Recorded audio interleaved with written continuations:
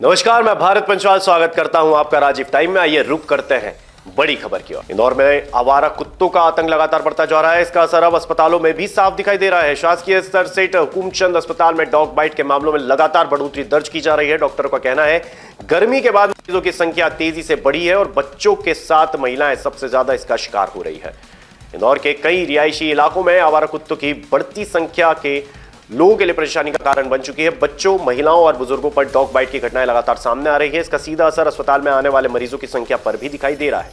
शासकीय sir seat Hukumchand अस्पताल के इंचार्ज डॉक्टर आर.के. पटेल ने बताया कि गर्मी के बाद से डॉग बाइट के मामलों में लगातार बढ़ोतरी है। वर्तमान में प्रतिदिन 200 से 250 मरीज इलाज के लिए अस्पताल पहुंच रहे हैं। जून महीने में मूसाखेड़ी और विजयनगर क्षेत्र से सबसे अधिक मामले सामने आए हैं। जी, जैसा कि अभी कुछ महीनों पहले गर्मी का सीज़न गया है, बारिश का समय स्टार्ट हो गया है। मैं इंदौर वासियों को मैं डॉक्टर आर.के. पटेल हुकुमचंद अस्पताल से जानकारी देना चाहता हूं कि हमारे यहाँ सतत कई वर्षों से एंटी रेबीज़ वैक्सीन जो डॉग बाइट के केस हैं उनको यहाँ पर सुविधा प्रदान करते हैं। लेकिन जैसे ही बारिश का मौसम स्टार्ट हुआ है, हमारे पास लगभग केस बढ़ते हुए आ रहे हैं प्रति दिवस, जिसमें लगभग मई माह से लेकर जून माह में अभी हमारे पास 400 जो केस है एनिमल बाइट के, जिसमें डॉग बाइट और अन्य एनिमल बाइट है, उसमें 400 केस की संख्या बढ़ गई है। और प्रति दिवस यह संख्या हमारे पास 200 से लेकर 250 प्रति दिवस नए मरीज़ हमारे पास एनिमल बाइट, डॉग बाइट और अन्य जो एनिमल हैं उनसे ग्रसित लोग आते हैं और उनका हम यहाँ पे चिकित्सा सुविधा उनको प्रदान करते हैं। किस एज ग्रुप में जो पेशेंट्स हैं रेबीज़ के, बच्चे ज़्यादा हैं, बुजुर्ग हैं, महिलाएं, वो कैसे?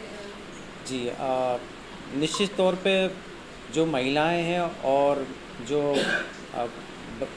बच्चों का जो 14 साल से छोटे कम उम्र के जो बच्चे हैं उनमें ये संख्या ज़्यादा होती है। ओवरऑल भी बच्चों और महिलाओं में रेबीज़ का जो मतलब कुत्ता काटने का जो या डॉग बाइट का जो नंबर ऑफ देखा जाए तो ज़्यादा है पूरे इंदौर में। और कुछ क्षेत्र हैं जिसमें हम 5 से ज़्यादा केसेस एक जगह से आते हैं तो हम उनको नोटिफाई करते हैं।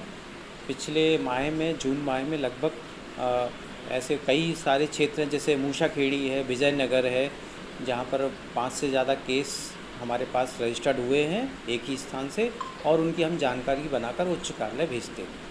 कई बार ऐसा देखा जाता है कि लोग एक डोज के बाद जो पूरा मेडिकेशन है वो कंटिन्यू नहीं करते और आगे जाके इसका असर देखने को मिलता है। तो ऐसे केसेस में आप क्या सलाह देंगे, क्या अवेयरनेस इन लोगों को देंगे? जी, बहुत ज़रूरी है एंटी रेबीज़ वैक्सीन का टीकाकरण समय के अनुसार, प्रोटोकॉल के अनुसार लगवाना बहुत ज़रूरी है।